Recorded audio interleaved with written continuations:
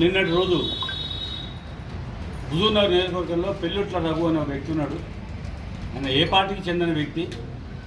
ఆయనను టీఆర్ఎస్ పార్టీలో జాయిన్ చేసుకునే దాంట్లో భాగంగా హైదరాబాద్లో వాళ్ళ బీఆర్ఎస్ భవన్లో ఏదో 10 మంది 20 మంది పిలిచి జాయిన్ చేసుకుంటారు.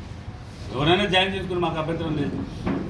కానీ జాయిన్ చేయించుకునే సమయంలో ఆ స్టేజ్ మీద ఉన్న వాళ్ళల్లో ఏమాత్రం స్థాయి లేనటువంటి వ్యక్తి ఒంటేది నరసింహారెడ్డి అని ఆయన సూర్యాపేట నియోజకవర్గానికి చెందినటువంటి వ్యక్తి, జనాలు కూడా ఎక్కువ పరిచయం లేనటువంటి వ్యక్తి.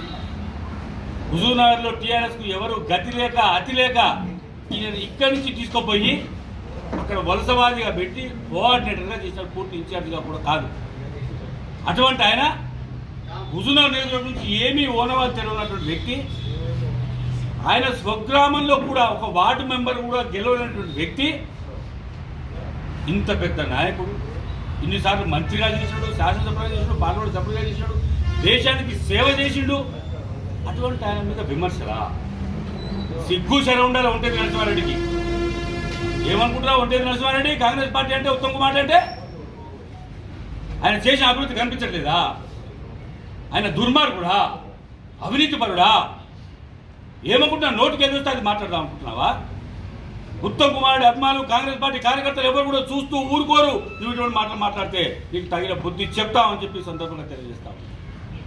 ఏమయ్యా హుజూర్ నియోజకవర్గంలో కనీ విని నేను రాష్ట్ర స్థాయిలో మాట్లాడాలి, హుజూర్ గురించి మాట్లాడింది కాబట్టి చెప్తా ఉన్నాను. నేను కనీ విని ఎరగని రీతిలో హుజూర్నగర్లో బ్రహ్మాండమైన అభివృద్ధి చేస్తూ ఉన్నాడని నీ కళ్ళ కనపడట్లేదా? గుడ్డలు వాళ్ళు ఏమన్నా? రామస్వామి గుట్ట మీద 2160 సింగిల్ బెడ్రూమ్ ఇల్లు ప్రెస్టేజ్గా తీసుకొని 200 కోట్ల రూపాయలతోని బ్రహ్మాండమైన కాలనీ తయారు చేస్తూ ఉన్నాడే. అది రేపు మా పంపిణీకి రెడీగా ఉన్నాడే. నీ కన్ను కనపడట్లేదా? టీఆర్ఎస్ నాయకులకు అది అభివృద్ధి కాదా? దాంట్లో ఏమైనా అవినీతి జరిగిందా? నువ్వు 2160 ఇండ్లు 200 కోట్లతోని దాదాపు 100 ఎకరాల్లో కడుతుంటే అది దుర్మార్గమా? దాన్ని దుర్మార్గం అని చిత్రీకరిస్తావా? ఎన్ని లిఫ్ట్ ఇరిగేషన్ స్కీమ్లు హుజూర్నగర్ కోదాడ నియోజకవర్గంలో, సూర్యాపేట నియోజకవర్గానికి కూడా మోత మండలానికి కూడా వచ్చినట్టు ఎన్నో రకాల లిఫ్ట్ ఇరిగేషన్ స్కీమ్ తీసుకొస్తున్నాడే. అది రైతుల కోసం కాదా? అది దుర్మార్గమా?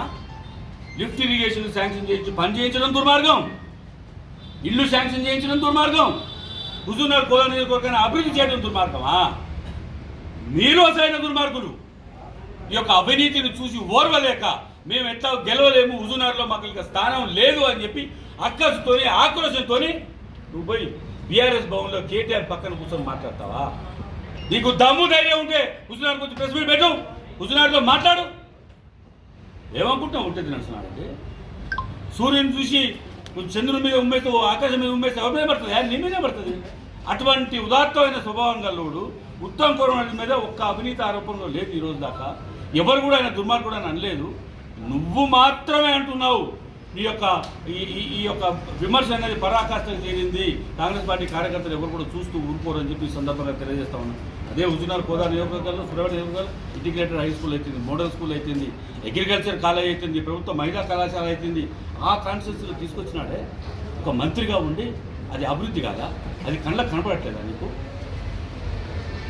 పోనీ నువ్వు అనంతారం గ్రామం, నీ ప్రాపర్ సూర్యాపేట నియోజకవర్గం, 10 సంవత్సరాలు టీఆర్ఎస్ పార్టీలో నువ్వు ఉన్నావు కదా, ఏదో నామినేటెడ్ పోస్ట్ నీకు ఇచ్చింది కదా.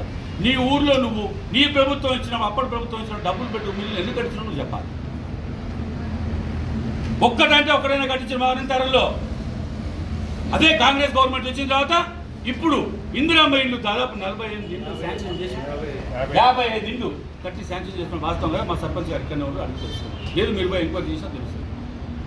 10 సంవత్సరాలు నువ్వేం పీక్ కట్టలు కట్టలే కదా. నువ్వా మాట్లాడేది? ఒక వార్డు మెంబర్ కూడా గెలవలేదు. నువ్వు ఉత్తమ్ కుమార్ గారు విమర్శిస్తావా? ఖబర్దార్ ఒంటేది నరసింహారెడ్డి. ఆయన ఒక్కడే కాదు, టీఆర్ఎస్ నాయకులందరూ కూడా హెచ్చరిస్తా ఉన్నా. ఇటువంటి అబద్ధ ప్రచారాలు, అసత్య ప్రచారాలు మానుకోండి, ఇటువంటి విమర్శలు మానండి. లేకపోతే కాంగ్రెస్ పార్టీ కార్యకర్తలు తగిన బుద్ధి చెప్తారు. ఈ యొక్క చట్టపరంగా చెప్తాం, న్యాయపరంగా చెప్తాం, అన్ని రకాలు కూడా వాళ్ళ రోడ్ల ముందు తిరగనీయం. ఇంకోసారి కనుక ఇటువంటి మాటలు మాట్లాడతాయని చెప్పి ఈ సందర్భంగా తెలియజేస్తూ నాకు ఈ అవకాశం ఇచ్చిన అందరూ కూడా నమస్కారాలు తెలియజేస్తాను. Thank you.